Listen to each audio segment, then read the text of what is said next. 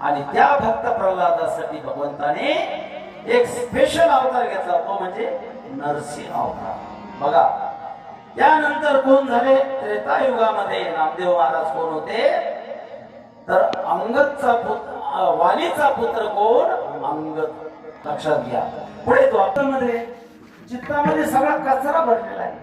आता कोणता कचरा आहे? काम, क्रोध, लोभ, मोह, मद, मत्सर, हे जे 6 विकार आहेत ते सगळे भरलेले महाराज यांच्यामध्ये. मग अगोदर आपल्याला जर भगवंताची प्राप्ती करायची असेल, जर भगवंत तुमच्या हृदयामध्ये यावा वाटत असेल, तर काय करावं लागेल तुम्हाला? अगोदर गोपाळ